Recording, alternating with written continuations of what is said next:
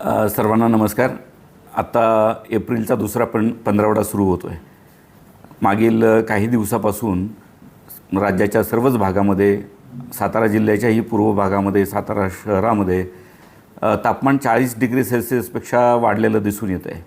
काही भागामध्ये 41-42 डिग्री सेल्सिअसपर्यंत तापमान होत असल्याचं दिसतं आहे. या कालावधीमध्ये तापमान वाढीमुळे आपल्याला काही अडचणींना सामोरं जावं लागू शकतं आणि याच्यामुळे काही धोका पण निर्माण होऊ शकतो. या अनुषंगाने जिल्हा आपत्ती व्यवस्थापन प्राधिकरणाचा प्रमुख म्हणून आम्ही जिल्हा प्रशासनाच्या वतीनं जिल्ह्यातील नागरिकांना काही आवाहनं केलेली आहेत. त्यामध्ये प्रामुख्यानं उष्माघातासारख्या प्रकारापासून आपलं संरक्षण करण्यासाठी काय केलं पाहिजे, काही करायला नको, या प्रकारच्या काही सूचना आम्ही निर्गमित केलेल्या आहेत. त्यामध्ये आपण दिवसभरामध्ये उष्माघातापासून संरक्षण होण्यासाठी तीव्र उन्हाचा जो कालावधी आहे, या कालावधीमध्ये म्हणजे दुपारी साधारणतः 2 ते 3 किंवा 1 वाजल्यापासून 3 वाजेपर्यंत प्रत्यक्ष उन्हामध्ये जाण्याचं टाळलं पाहिजे आणि शक्यतो ज्यावेळेस उन्हाची तीव्रता कमी असेल त्या कालावधीमध्ये बाहेरची कामं केली पाहिजेत किंवा कष्टाची कामं केली पाहिजेत. डायरेक्ट उन्हामध्ये जाण्यापासून टाळलं पाहिजे.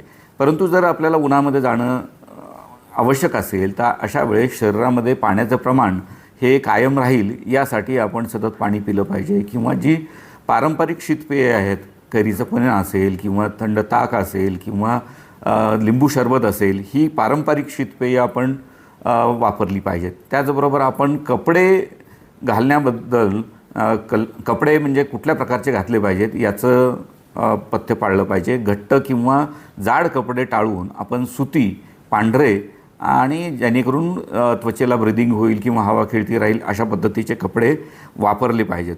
या काळामध्ये प्रशासनाकडनं ज्या काही सूचना निर्गमित केल्या जात आहेत त्या आपण ऐकल्या पाहिजेत, त्याचं पालन केलं पाहिजे आणि जेणेकरून आपल्याला कुठल्याही पद्धतीचा त्रास होणार नाही. पण दुर्दैवाने काही व्यक्तींना त्यांच्या शारीरिक क्षमतेच्यामुळे किंवा काही वेळेस त्रास जर झाला, काही डोकेदुखीसारखा, अशक्तपणासारखा किंवा चक्कर वगैरे यायला लागली तर ताबडतोब त्यांनी डॉक्टरांशी संपर्क साधला पाहिजे आणि आत्ता यापूर्वी सांगितल्याप्रमाणे जर काही आपल्याला पाण्याच्या कमतरतेसारखी जाणवत असेल तर ताबडतोब पाणी पिलं पाहिजे. घरामध्ये सुद्धा आपण शक्यतो वातावरण थंड राहील या दृष्टिकोनातून प्रयत्न केले पाहिजेत आणि विशेषतः गरोदर स्त्रिया असतील किंवा लहान मुलं असतील यांनी तर धोकादायक परिस्थितीमध्ये बाहेर जाणं टाळावं अशी आमची त्यांना विनंती असेल.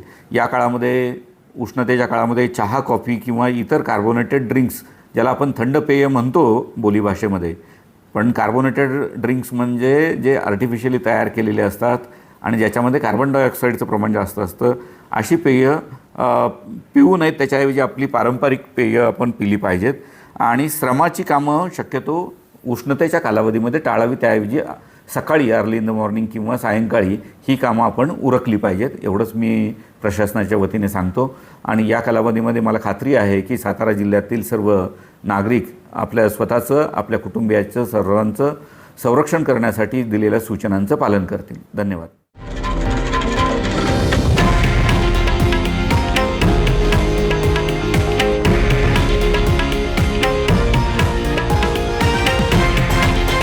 हे आहे देशातील नंबर 1 न्यूज नेटवर्क आणि आपण पाहत आहात TV9 मराठी, एकमेव.